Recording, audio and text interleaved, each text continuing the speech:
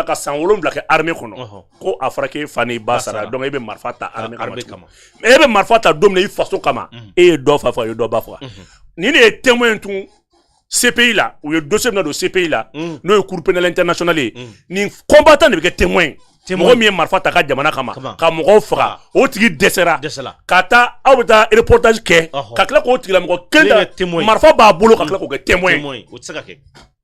Donc depuis là, France a un malo tout. A beaucoup de reportages que ça va servir de preuve. Au contraire, cela montre la suffisance que la France est partenaire de ces gens-là. Bon, qui miriko français de combien en Guatemala kono. Mom se gagna bonna. Akakele. Yeah. Kali denga dou. Mauritanie fait. Mauritanie fait. Mauritanie mi no le président des petits pays Mauritanie. Les petits pays. Donc au Mauritanie quel est appuyé kadou. Au même Mali territoire kan. Marfa boubolo, tenim boula, ou nous journalistes muso be ñoxon fait. Pour que reportage ke. Nimbe ka armée Mali mangoya. Mais Marfa mbeni mbolo, est-ce qu'il a droit? Non. Est-ce que ni mɔgɔ min bɔra y'a faamuya bala Marseille ka Marfa ta ka pare attaquer ta? Et ça le sont reportage ke. Donc ne bolo ni be témoin ñini. Il me témoin wɛrɛ ɲini mais e ma témoin wɛrɛ sɔrɔ fo combattant yɛrɛ maa min ye combattant ye e bɛ tila k'o de ta o de bɛ tila ka tenni don a kan na k'a yira fɔ marifa tun b'ale bolo ni bɛɛ ni kelenya tɛ ale tɛ se ka don armée la o ni bɛɛ ni kelenya tɛ ale tɛ se ka kɛ Mali sɔrɔdasi ye donc n'i ye politicien ka waati lajɛ nin désordre façon de kun don quoi donc ni ne ye témoin ye CPI la u ye plainte min na don u dɛsɛlen maintenant marifa t'u bolo munition t'u bolo o kuma na u ye CPI la u ye plainte la don maintenant an bɛ taa reportage tɔ la u bɛna tila ka na ni min fɛnɛ tun u b'a sɛbɛntiya dutu t'a la dɛ k'olu de avec l'appui de l'Ukraine k'olu de ye Mali kan attaqué parce que k'u ye formation kɛ Ukraine mois de mars k'u y'u dege drone taabolo la contre qui? Contre les femmes. Maintenant, nous nous faisons civils. Mais nous, c'est des combattants indépendantistes. Bon, on a des journalistes de Massé qui ont bon yogona, ou le betou ni moins de quoi. Ou t'es indépendantiste cordon, ou t'es combattant et c'est pas kalama et mouvement armé cordon parce que ou nous terroristes ni indépendantistes, nous toi où y a bon yogona, ou a bon yogona. Donc, ayou mangana me au fond là, ou bien mille fois là, kaira kafo kolou di grand barake. Vue du ciel. Les soldats de l'Azawad ont appris à devenir quasiment invisibles. Avec l'apparition des drones, ils se sont adaptés. Mohamed est chef de groupe. Salam alaikum. Il y a des véhicules qui sont camouflés ici. À peu près 8 véhicules. Ils sont là avec leurs combattants, au nombre de 100 éléments. Est-ce que vous pouvez voir quelque chose ici? Ils sont vraiment bien camouflés et personne va voir quelque chose ici.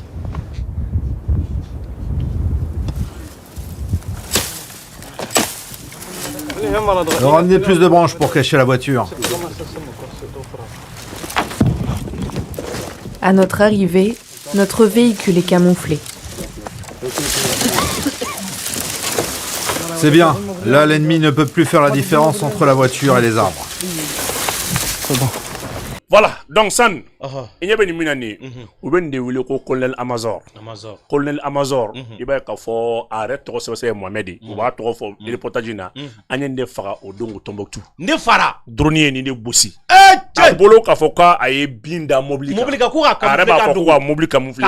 Mais a ka donc ka fo ko bi an ka drone a tanga signal B zone kono a bli kuna binte quoi na ya ja ka foro sene fenka aye ni reportage ka ban 2 semaines plus tard a tara lahara ale de photo iba ka fo ale de ka saya annoncera Mohamed son vrai nom maintenant a terroriste toye et colonel Amazor donc colonel Amazor a colonel toye Tombouctou ou ale jigin kale faka donc ni ne kunu ka ɲɛmɔgɔ ye ni ART mɔgɔ ye nin de reportage kɛ ɲɔgɔn fɛ u nin de ko caman kɛ ɲɔgɔn fɛ u nin de bɔra Mauritanie ka don Ukrainiens ye nin de formé donc ni ka drone piloté ka taa Mali kanw kama u yɛrɛ bɛ tila k'a seere k'a fɔ ko le drone piloté ka taa Mali kanw attaquer.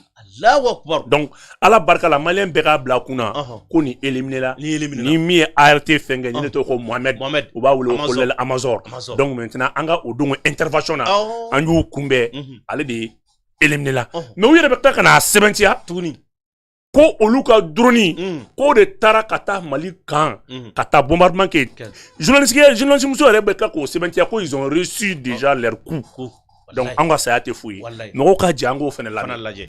Récemment, le FLA s'est lui aussi équipé de petits drones d'attaque.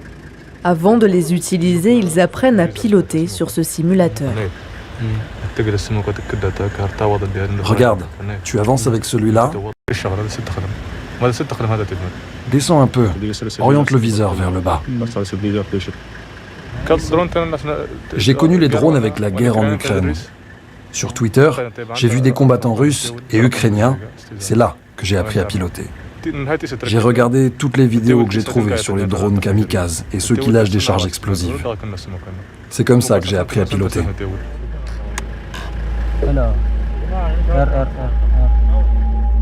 La veille de notre arrivée, le FLA réussit une frappe de drone sur un camp qui abrite des militaires maliens et des mercenaires russes.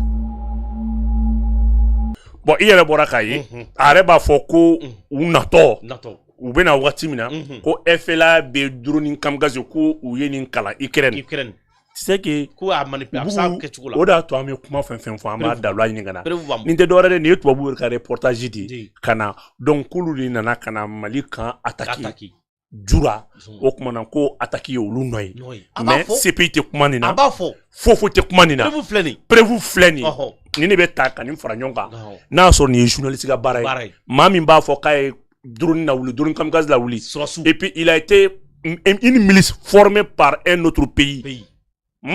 Par un pays tiers.